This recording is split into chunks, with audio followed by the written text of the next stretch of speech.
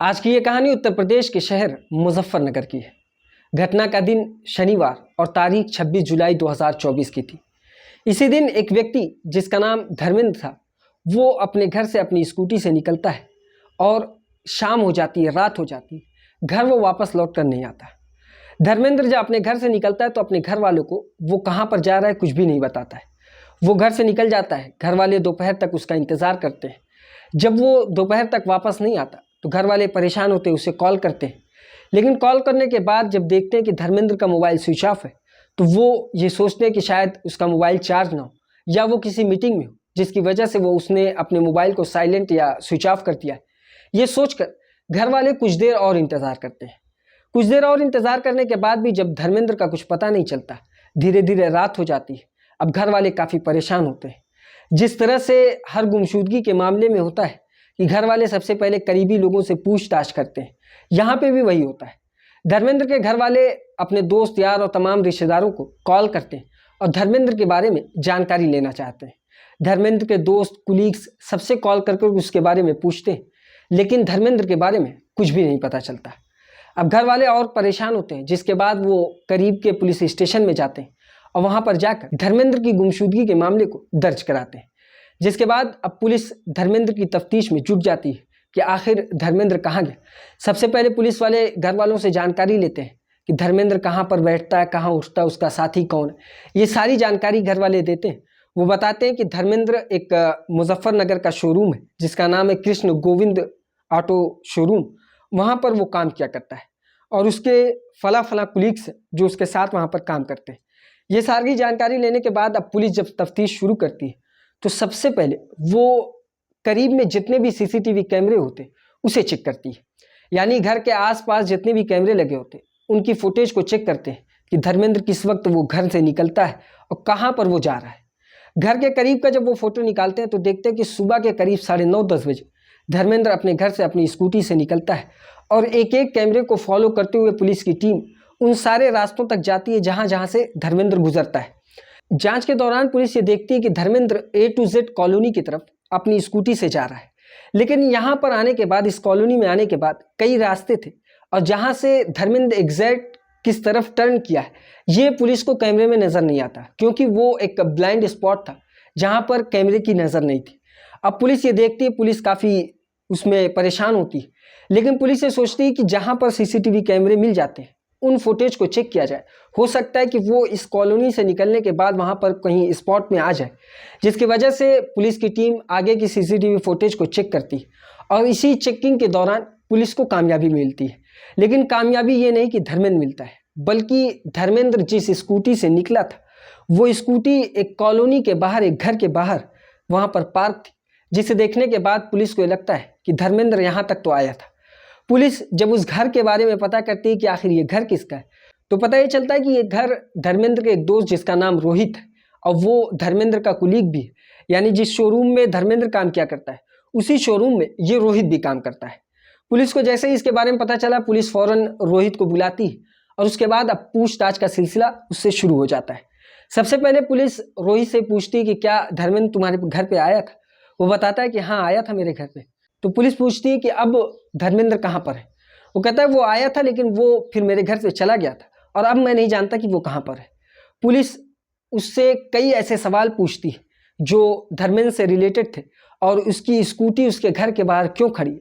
इन सारी जानकारी को उससे शेयर करते हैं, उससे सवाल पूछते हैं।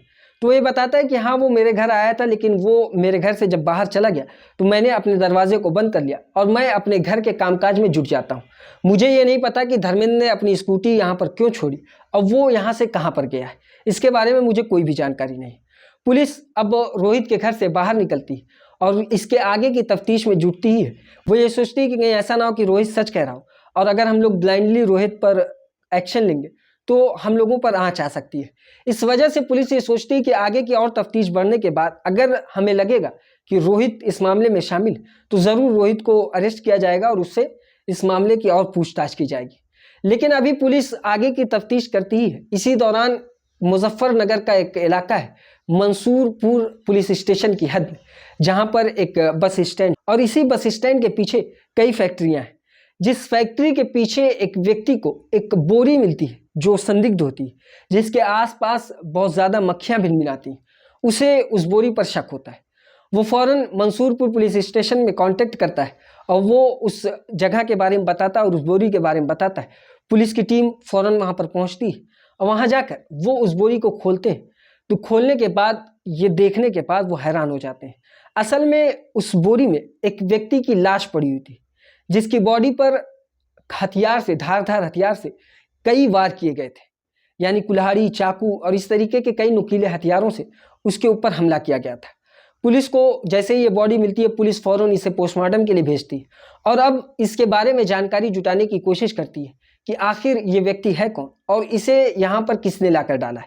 इसकी जानकारी जुटाते वक्त पुलिस आसपास के तमाम इलाकों में जो भी इस तरीके की गुमशुदगी के मामले दर्ज हैं, जिसमें नौजवान हो और उसकी उम्र इससे मैच खाती हो, वो सारी फाइल्स को इकट्ठा करते हैं और ये पहचान करने की कोशिश करते हैं कि इन फाइलों में वो फाइल कौन सी है जो इस व्यक्ति की है। जांच के दौरान उसे एक फाइल मिलती है जिसमें ये पता चलता है कि कुछ दिन पहले एक पुलिस स्टेशन में एक व्यक्ति जिसका नाम धर्मेंद्र, उसकी गुमशुदगी के मामले को दर्ज किया गया है और अभी भी उस केस में कोई भी लेटेस्ट अपडेट नहीं आई है। पुलिस फ़ौरन इस लाश को उस केस से जोड़कर देखती है तो आगे जाकर ये समझ में आता है, जब पुलिस धर्मेंद्र की फैमिली वालों को उस लाश को दिखाती है तो ये समझ में आता है कि ये लाश उसी की है। उसकी वजह ये थी कि जब फैमिली के लोग धर्मेंद्र की उस लाश को देखते हैं तो देखते ही वो फ़ौरन दहाड़े मारकर रोने लगते हैं, जिसकी वजह से मंसूरपुर पुलिस स्टेशन के ऑफिसर्स को ये पता चल जाता है कि ये लाश धर्मेंद्र की ही है।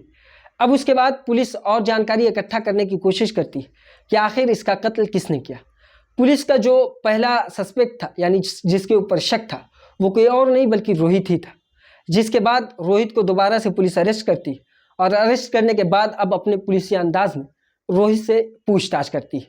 पूछताछ के दौरान अब रोहित पहले सारी बातों से इनकार करता है, लेकिन जब पुलिस अपने रूप में आती है, अपने तरीके से उससे पूछताछ करती है, तो वो इस कत्ल को कबूल कर लेता है और फिर वो कत्ल के पीछे की जो पूरी कहानी थी वो सुनाना शुरू कर देता है। कहानी कुछ यूँ थी कि असल में धर्मेंद्र और रोहित एक ही शोरूम में काम किया करते थे और एक दिन रोहित ने धर्मेंद्र से 5,000 रुपये उधार लिए थे, जिसकी वजह से इन दोनों के बीच अक्सर मामले हुआ करते थे। यानी जब भी धर्मेंद्र रोहित से पैसा मांगता, रोहित पैसे को नहीं लौटा पाता तो धर्मेंद्र उसके ऊपर नाराज़ हुआ करता था। लेकिन अब भी इनकी दोस्ती में कोई भी खलल नहीं पड़ रहा था, दोस्ती इनकी ठीक ठाक चल रही थी, बस पैसे का लेन देन मामला गड़बड़ा रहा था। वक्त बीतता है, धर्मेंद्र कई मरतबा रोहित से पैसा मांगता है। जब रोहित इसका इनकार करता है, पैसा नहीं दे पाता, तो धर्मेंद्र इससे नाराज़ होता है। लेकिन एक दिन रोहित धर्मेंद्र को कॉल करता है, जिस दिन धर्मेंद्र अपने घर से स्कूटी से निकला था, यानी 26 जुलाई 2024 को जब धर्मेंद्र अपने घर में था, उस वक्त रोहित ने धर्मेंद्र को कॉल किया और कॉल कर ये बताया कि वो मेरे घर आ जाओ और मैंने तुम्हारा 5,000 रुपया रखा है, तुम अपना 5,000 ले लो। अब धर्मेंद्र ये सोचता है कि इतने दिन के बाद रोहित पैसा दे रहा है तो वो खुद जाकर वहाँ से ले ले। धर्मेंद्र अपने घर से स्कूटी से निकलता है और A to Z कॉलोनी के होते हुए उस कॉलोनी में जाता है जहाँ पर रोहित रहा करता था। वहाँ जाकर अपनी स्कूटी को वो उसके घर के बाहर पार्क करता है और पार्क करने के बाद फिर रोहित के घर में जाता है। रोहित के घर में जाने के बाद सबसे पहले रोहित उसे चाय पानी कराता है। चाय पानी पिलाने के बाद फिर वो अपना 5,000 रुपया देता है और इसी बातचीत के दौरान रोहित को ये पता चलता है कि धर्मेंद्र के पास इस वक्त 4 लाख रुपए हैं, जिसकी वजह से रोहित के मन में 4 लाख का लालच आ जाता है और इसी लालच के वजह से वो अब धर्मेंद्र को कत्ल करने का प्लान बनाता है। प्लान कुछ इस तरीके से था कि जब धर्मेंद्र चाय पानी कर रहा था, इसी दौरान अचानक धर्मेंद्र के ऊपर रोहित वार करता है और वार करने के बाद वो उससे 4 लाख रुपए लूट लेता है और उसके बाद उसके ऊपर कई कुल्हाड़ियों से और धारदार हथियारों से वार करता है। वार करने के बाद जब धर्मेंद्र की मौत हो जाती है तो वो एक बोरी में धर्मेंद्र को भरता है और भरने के बाद अपने घर के एक बाथरूम में उसे लेकर जाकर रख देता है। वो बाथरूम ऐसा था जिसे वो यूज़ नहीं किया करता था। कुछ दिन वो वहाँ पर रखता है, लगभग 2 दिन, और ये प्लान करता है कि आखिर इस लाश को वो कहाँ पर ठिकाने लगाएगा।